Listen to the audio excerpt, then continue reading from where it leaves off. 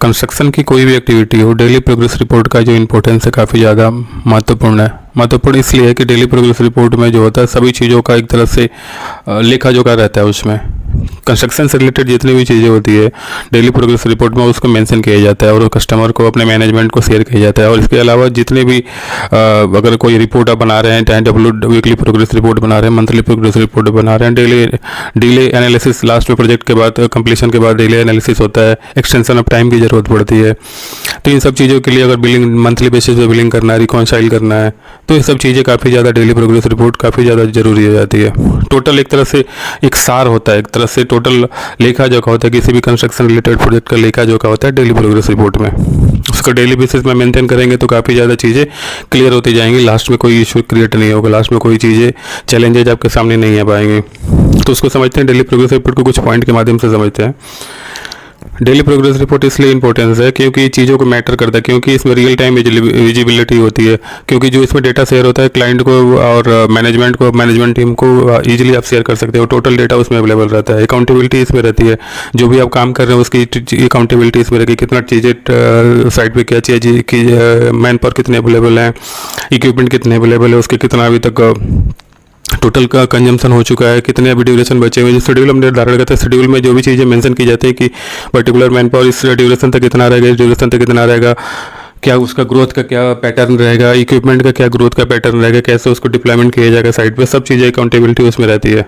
कितना रहेगा plan versus actual के तरह से लोग लेखा जोखा उसमें रहेगा। कोई भी अगर रिस्क आपको दिख रहा है तो उसमें उसको आपको इजीली उसमें विजुअलाइज डीपीआर के माध्यम से कर सकते हैं। क्योंकि daily progress report daily basis पे ट्रैकिंग साइट पे जाके चीज़ों को ऑब्जर्व करके होता है। तो अर्ली आप रिस्क जो रिस्क होता है उसका एनालिसिस कर पाएंगे और उसको आप रिस्क को दूर कर पाएंगे पहले ही। और बिलिंग जो भी मंथली बेसिस पे रनिंग अकाउंट बिल, पिछले वीडियो में हमने बात की थी रनिंग अकाउंट बिल के बारे में। तो डेली प्रोग्रेस रिपोर्ट में जो भी एक्टिविटी साइट पे हो रही है, वर्क हो रही है, उसको आप इसमें डेली बेसिस पे मॉनिटर कर सकते हैं।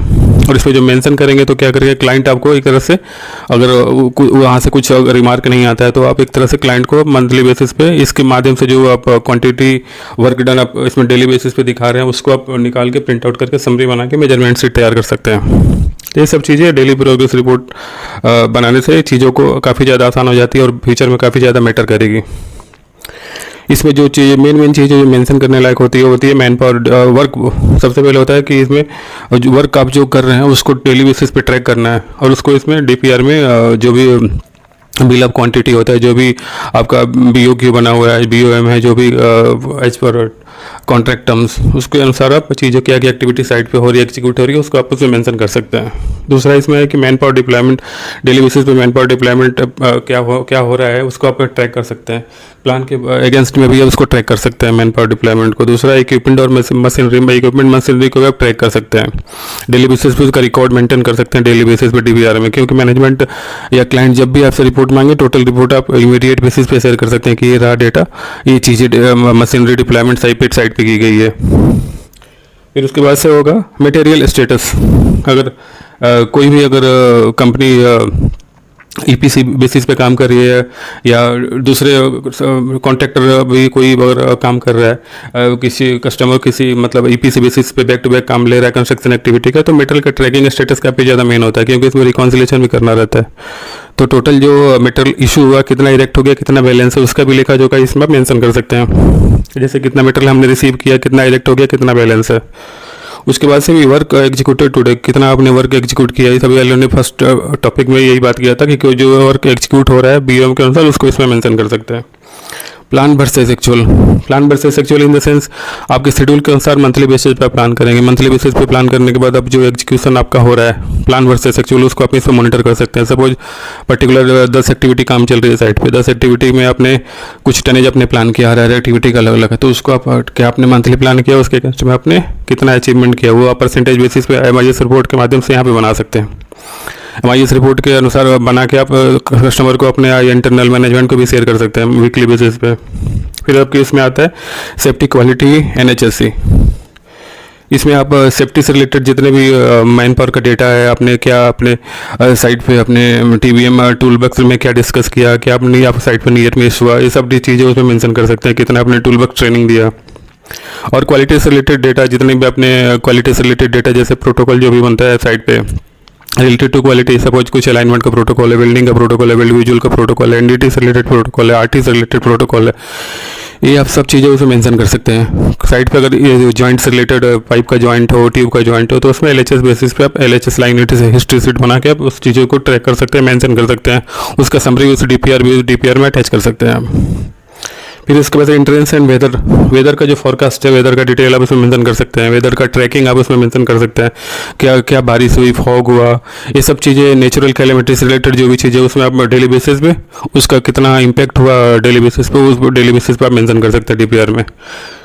फिर हिंड्रेंस, अगर साइट पे कोई भी हिंड्रेंस जो आपके कंट्रोल से बाहर है, सपोज साइट पे कोई सिविल की एक्टिविटी हो रही है, दूसरी पार्टी की एक्टिविटी है, उससे आपका काम हैम्पर हो रहा है, तो डेली बेसिस पे आप उसको ट्रैक कर रहे हैं, ट्रैक करके आप उसको इमीडिएट मेंशन करेंगे अगले दिन के, पिछले दिन मतलब नेक्स्ट डे पिछले दिन के डीपीआर में। जैसे सपोज आज का जो डेट है, आज का जो डेट हम डीपीआर भेजेंगे, पिछले दिन का भेजेंगे, तो पिछले दिन में जो जो एक्टिविटी इंट्रेंस हुई है अपनी, उसको आप उसमें मेंशन करके डीपीआर में लिख सकते हैं कि ये चीज़ें ड्यू टू दैट रीजन हमारे एग्जीक्यूट नहीं हो पाया, इसमें हमारी कोई इन्वॉल्वमेंट नहीं है। तो ये सब चीज़ें आप मेंशन करेंगे तो लास्ट में जो एक्सटेंशन, मान लीजिए शेड्यूल एक साल का है, 1 साल से 12 महीना शेड्यूल हो गया, तो एक्सटेंशन ऑफ टाइम जब मांगेंगे आप कस्टमर के साथ तो इजीली आपको प्रोवाइड करेगा, क्यों बिना आर्ग्यूमेंट के, क्योंकि सब चीज़ें डिले एनालिसिस आप उसमें रिकॉर्ड करते जाएंगे ना, तो लास्ट में आपको काफ़ी ज़्यादा हेल्प होगा EOT extension of time schedule अगर रिवाइज हो रहा है तो उसको लेने के लिए।